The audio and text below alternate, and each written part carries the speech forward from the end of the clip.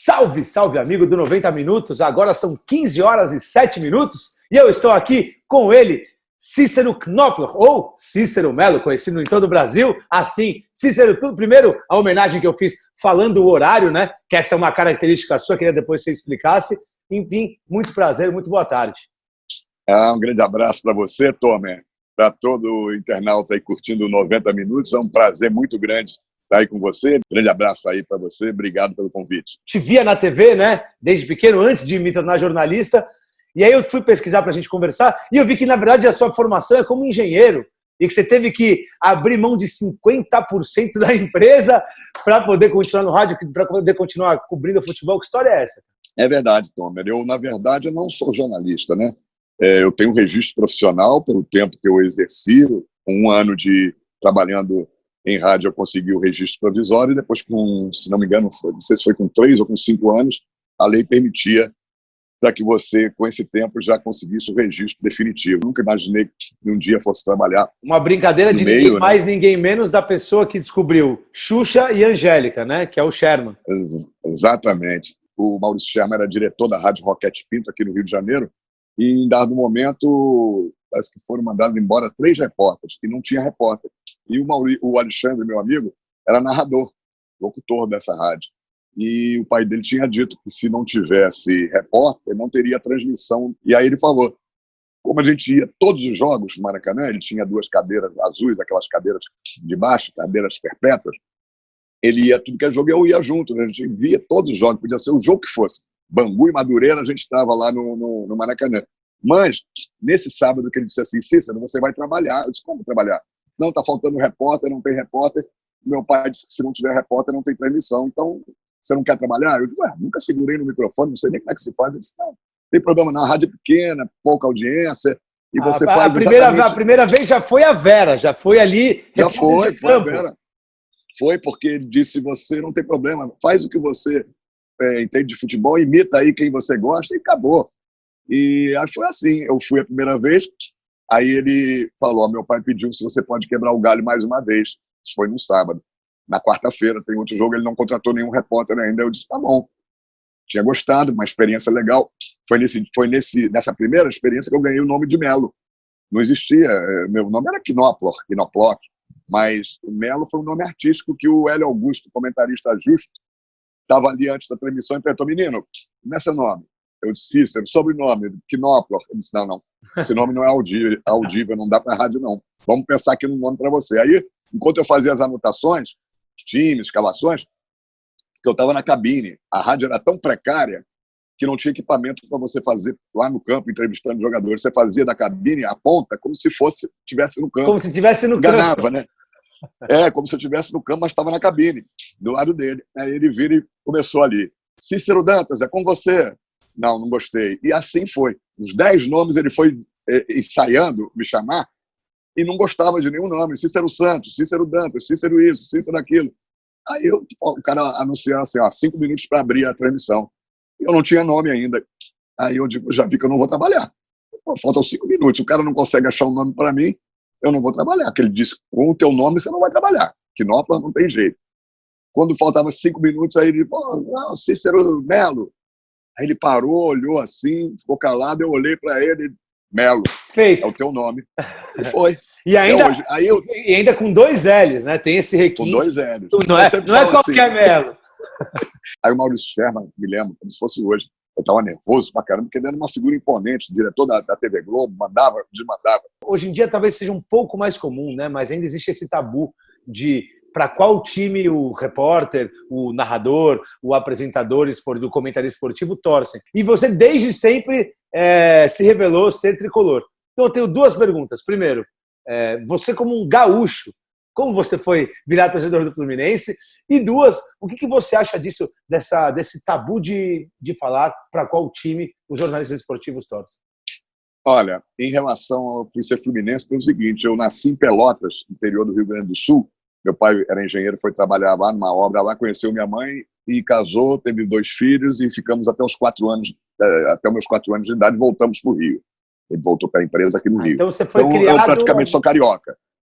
Meu pai era fluminense doente, toda a família, os irmãos dele, e comecei com 9 anos de idade, eles me levavam a jogos de Fluminense, eu virei Fluminense. Então, esse é o motivo de eu ser tricolor. Agora, quanto a subir, todo cara que trabalha com futebol, ele trabalha com futebol porque gosta muito de futebol e tem um time de coração. Então, não se iluda. Se você pegar um comentarista, um repórter, um narrador esportivo que diz que não tem time, é mentira. Né? Eu conheço jornalista que diz, meu time é o São Cristóvão, meu time é um time pequeno, porque aí não se compromete com ninguém, né? Eu acho isso sabe, eu não sou obrigado e nem tenho que ficar a todo momento dizendo eu sou Fluminense, eu sou Fluminense. Não, mas quando me perguntam, não tem por que mentir. Ainda mais que o cara em casa sabe que eu sou totalmente imparcial. Eu acho que tem que ser assim. Você não pode esconder o time, mas em primeiro lugar está a sua profissão. E como torcedor tricolor, seja sincero, está feliz com a volta do Fred, Nenê e Ganso, o pessoal já está fazendo um monte de brincadeira, um monte de piada. Qual que é a sua opinião como jornalista e como torcedor? Eu sou do tempo que eu acho que o futebol não tem idade, tem que ter qualidade e preparo físico. Eu acho que o Nenê está muito bem, os 38 anos que ele tem, é o artilheiro do time, fez 9 gols, se não me engano, em 12 jogos esse ano, 12 ou 14 jogos. O Ganso, eu acho que é um craque. O técnico, que é muito bem pago para isso, tem que arrumar uma forma de escalar o Ganso, achar uma posição em que ele se sinta à vontade, porque ele é um craque, é um jogador diferenciado, ele não desaprendeu a jogar. E o Fred, vamos ver, né? Como, claro que não é mais o Fred de 6 anos atrás, quando saiu do Fluminense, mas eu acredito que ele está motivado nesses últimos 2 anos de contrato, está bem preparado. Vocês viram que ele fez aí 600 quilômetros de bicicleta, não é para qualquer um, isso já é difícil para quem vive de ciclismo, quem é ciclista profissional. Você imagina para um jogador de futebol que não tem nada a ver com pedalar com bicicleta. Então eu acredito que o Fred vai querer terminar a carreira dele em alto nível, está se cuidando, e vai ser muito útil. Ele não desaprendeu a jogar, e bola ali na área, eu acho que ele vai botar para dentro se tiver jogadas criadas para ele. E o contato com a imprensa dos jogadores também mudou muito, né? Hoje em dia é uma coisa muito mais restrita, tanto para o bem quanto para o mal. Eu até estou falando isso porque você tem vários exemplos aí ao longo da tua carreira de amizades e de discussões que marcaram. Então, por exemplo, o Dunga chegou uma época que ele até já pensava, qual vai ser a pergunta que o Cícero Melo vai... Com certeza. Teve um tempo que você se estranhou com o Dunga, teve um tempo que você se estranhou com o Edmundo, e aí depois ele acaba anunciando o final da carreira dele em primeira mão para você. Como é que é? E sem falar no Renato Gaúcho, que é uma pessoa que você também teve um contato diferente. Como é que era a relação dos atletas com os jornalistas antes e como é hoje? Realmente é muito diferente? É muito mais afastado? Antes de dar os parabéns, você se preparou bem para essa entrevista, sabendo que o Edmundo... Isso aí foi uma coisa que pouca gente sabe, né? No camarote, né? Não foi? No camarote da Brahma. Lá no camarote da Brahma, eu fui fazer o carnaval, ele estava lá, nós brigamos a carreira toda, tivemos assim aquele negócio, brigas e beijos, tapas e beijos, né? A gente brigava muito, também ficava muito amigo um certo tempo. E ele, quando fui fazer essa entrevista com ele, a gente estava meio brigado, estava meio assim. Cheguei para ele no camarote da Brahma e falei: pô, Edmundo, você dá uma entrevista para mim? Ele disse, dou. Aí, no meio da entrevista, ele começou e disse: Cícero, vou te falar uma coisa que eu não falei para ninguém. Eu ainda não passei isso público, não tornei isso público. Eu perguntei para ele: onde é que você vai jogar no próximo ano? Será no carnaval? Onde é que você vai jogar na próxima temporada? Aí ele disse: eu te falar, não vou jogar em lugar nenhum. Eu vou anunciar aqui em primeira mão para você, eu encerrei minha carreira. Não sou mais jogador de futebol a partir de agora. Aí a gente chorou os dois, porque eu virei e falei para ele, ô Edmundo, então já que você encerrou a carreira, eu queria te falar uma coisa que eu não tinha te falado. Apesar de a gente brigar muito, você me deu belas entrevistas que repercutiram muito, você foi muito importante na minha carreira, grandes entrevistas que eu fiz com você. Então, queria te desejar muito sucesso, você seja feliz aí na sua carreira fora do futebol. Aí ele se emocionou, eu também me emocionei. Mas antigamente, a gente fazia amizade com os jogadores. Os jogadores te conheciam pelo nome, batia papo fora do futebol, né? Hoje não dá mais, hoje não tem como. Hoje não tenho nenhum amigo no futebol, porque não tem mais como fazer amizade. Hoje, por conta da mídia, da separação, dos banners e dos assessores da vida, da imprensa, não tem mais como você ter contato com os jogadores. Eles te isolam de tal maneira que você só encontra o jogador na hora da entrevista. Então você não tem como conversar mais com o jogador, bater papo. Quando muito, o cara, às vezes, gentil, te trata bem, mas ali durante o tempo da entrevista acabou. Você não vê um jogador fora do ambiente de trabalho. Hoje fazem 25 anos do gol de barriga e acho curioso porque o Fluminense já teve outras tantas conquistas mais importantes em termos de campeonatos, né, de relevância. mas a maioria dos tricolores que eu pergunto, jogo importante da tua vida, o gol de barriga do Renato. Inclusive, meu chefe aí, mandar um abraço aí pro Fábio Sá, que é tricolor maluco. Para você, esse jogo foi tão importante? Você lembra? Você estava lá faz 25 anos, exatamente. Exatamente hoje, 25 anos. Eu estava trabalhando nesse jogo. Nesse tempo, eu estava na Rádio Globo de São Paulo. Foi um pouquinho antes de eu ir para a ESPN. Eu fui para a ESPN em novembro, dia 1º de novembro de 95, e esse jogo, se não me engano, foi em junho. Quer dizer, alguns meses, 4 meses e meio antes, eu estava nesse jogo trabalhando pela Rádio Globo de São Paulo. Uma das últimas coisas que eu fiz na Rádio Globo de São Paulo. Eu estava no jogo, no campo. Foi a primeira vez em toda a minha carreira, e primeira e única, e dificilmente vai acontecer de novo. Eu estava tão emocionado que eu fiz a entrevista com o Lira chorando. As lágrimas escorriam. E foi a única vez que isso aconteceu na minha carreira. Eu já vi grandes títulos, já tive grandes emoções, mas contidas, né? Mas essa vez eu não consegui controlar, não. Eu estava muito emocionado. Jogo mais marcante da sua carreira como torcedor? Fluminense e Botafogo, 71. Gol do Lula.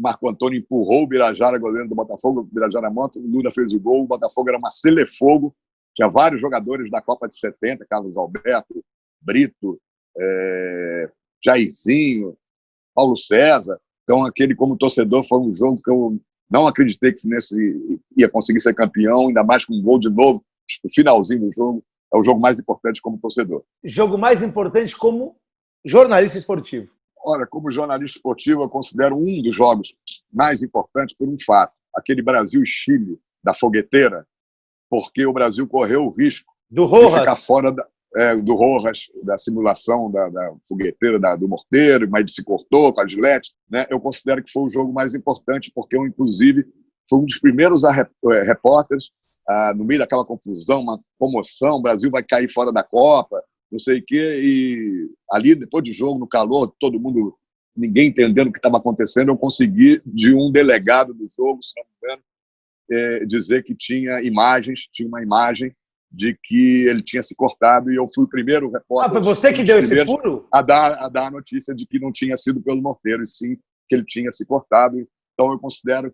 Você me perguntou assim na lata, então eu também respondi na lata. Tem muitos jogos importantes, mas esse foi o primeiro que eu me lembrei pela importância de que tinha o Brasil quase ficar fora de uma Copa do Mundo. Pergunta que se arrependeu de ter feito em alguma entrevista? Não foi pergunta. Lembrei de um fato que eu me arrependo amargamente, já pedi desculpas no ar. Eu estava entrevistando o Zé Roberto, lateral esquerdo, jogou na Portuguesa, Seleção Brasileira, jogou Copa do Mundo, uma das pessoas mais educadas que eu conheci na minha vida. Na Granja Comari, jogadores vinham saindo do vestiário para o campo e tinha uma zona mistazinha ali. E eu estava entrevistando o Zé Roberto, ele me atendendo super bem, tinha feito já umas 4, 5 perguntas. Nisso, quem vem passando por trás dele? Ronaldo Fenômeno. E eu não podia perder a entrevista. Eu continuo fazendo eu sei como é. Eu perco o Ronaldo. Eu larguei o Zé Roberto de mão. Na hora que eu vi o Ronaldo, eu na mesma hora nem falei nada. Zé, vou entrevistar. Já saí do Zé no meio da resposta dele. Fui muito mal educado, fui muito... Mas eu sei, eu como jornalista... Eu depois pedi desculpas no ar. No outro dia, chamei o Zé Roberto, ele me deu uma entrevista e eu falei, Zé, eu queria pedir aqui, mesmo que a TV não tivesse pedido, eu iria fazer. Sim. Eu falei, Zé, eu queria pedir desculpas para você, já que o fato ocorreu ao vivo, no ar, por ter sido mal educado e ter largado a entrevista no meio. E eu não tenho palavras para pedir desculpas para você, o que eu fiz. Sabe, eu tinha que ter perdido a entrevista do Ronaldo, mas tinha que ter mantido a entrevista com vocês. Você viu o caráter do cara, sabe o que ele falou para mim? No ar, ao Cícero, eu teria feito a mesma coisa se eu fosse repórter. Olha só. Por que, Valdemar, foi a pergunta mais marcante da sua carreira? Depois de mais de 2 horas de reunião, a diretoria do Flamengo acabou optando pela solução caseira indicada por Edilson. Só quem não gostou foi a torcida rubro-negra presente à Gávea. O novo técnico do Flamengo é o senhor Valdemar. O irmão do...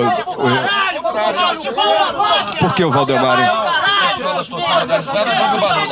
Olha, não sei se foi a mais marcante, mas com certeza foi a pergunta mais curta que eu fiz na minha carreira, com 2 palavras, por que Valdemar?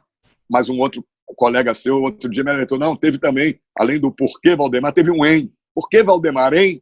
Então, são 2 palavras e uma interjeição, sei lá como é que pode ser, que mais repercutiram. Se eu não me engano, posso estar enganado, mas acho que não, é a matéria, a entrevista, o que quer que seja, com mais acessos na ESPN. E se você entrar na internet, no WhatsApp, em grupos da internet, tem vários grupos chamados Por que Valdemar? Então foi a pergunta mais curta que eu fiz, com 2 palavras, que mais repercutiu, né? Quem é o jogador mais antipático com os jornalistas que você já viu, já presenciou na sua carreira? E quem é o mais simpaticão? Simpático tem vários. Túlio Maravilha foi um cara que só promoveu o futebol, não se faz mais jogadores como Túlio Maravilha, Renato Gaúcho, mesmo Edmundo e Romário, que dependia do estado de ânimo deles, do espírito, né, para ser antipático ou simpático. Esses caras sempre deram grandes entrevistas e promoveram muito o futebol. Mas Túlio... eles davam boas entrevistas simpáticos ou antipáticos, né? Exatamente. Quando eram simpáticos, falavam coisas maravilhosas, fora do contexto, né, que ninguém falava. E quando era antipático, repercutia muito pela grosseria, né? O Edmundo me mandou tomar naquele lugar ao vivo, né? Uma transmissão. Não foi tomar, ele mandou, vai se...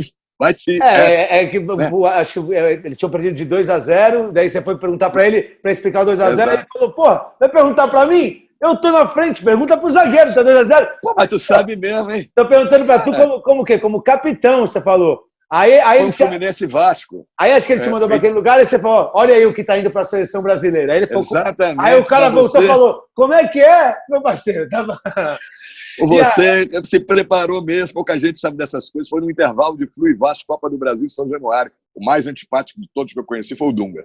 Isso é disparado, mas é disparado sem nenhuma... É o concurso, está em outro patamar. O jogador... o jogador... Eu vou falar um cara aqui que é antipático, hein? Se ele souber ou não souber, também tem problema dele. Recentemente aconteceu isso, um ano ou 2 atrás. Achei de uma antipatia. Marcelo, lateral esquerdo do Real Madrid. Eu não conhecia bem. Eu peguei e perguntei para ele numa entrevista, Marcelo, o Neymar estava passando aquele problema lá do estupro, do que a menina alegou que foi estuprada em Paris. Nájila, sim. Nájila. E eu perguntei para ele, poxa, o que você acha que está acontecendo com o Neymar? Ele não quis falar. Aí, não quis falar, tudo bem, o problema dele, não quis se meter. Tá? Aí eu falei assim, o que você diria para o Neymar agora? Deve mandar um recado para ele, o que você diria? Ele virou e falou assim, eu não diria nada, não mandaria recado, porque a hora que eu quero falar com o Neymar, eu pego o telefone e ligo. Mostrando assim, uma antipatia, uma soberba ali. Quem são os 11 melhores jogadores e o melhor treinador, tá? Eu quero que você escalhe um time completo. Pode ser a formação que você quiser, 3-5-2, 4-4, você que escolhe. Que você já viu jogar ao vivo, goleiro... Tá, eu vou tentar fazer aqui na hora, não parei para pensar, né? Treinador, eu vou citar os 3 melhores que eu vi, cada um na sua época. Zagallo, com certeza. Parreira, por ser o maior estudioso que eu conheci no futebol. Né? E o Vanderlei Luxemburgo, apesar de todas as diferenças que a gente tem nos embates, eu não tiro o mérito do Vanderlei Luxemburgo, é um cara que vê o futebol muito acima dos outros. Então, treinadores foram esses 3, para não ficar em cima do muro, o melhor foi o Zagallo. Jogadores, vou começar a fazer uma seleção do que vem na cabeça. O melhor goleiro que eu vi jogar talvez tenha sido Gordon Banks, da Inglaterra. Lateral direito, o melhor que eu vi, Carlos Alberto Torres, capitão do Tri. Uma zaga de área, se eu tivesse que dar, eu colocaria Bobby Moore, da Inglaterra, Beckenbauer, jogando de zagueiro, não de livre, que ele acabou a carreira de zagueiro da Alemanha. E o melhor lateral esquerdo que eu vi jogar, eu considero o Marinho.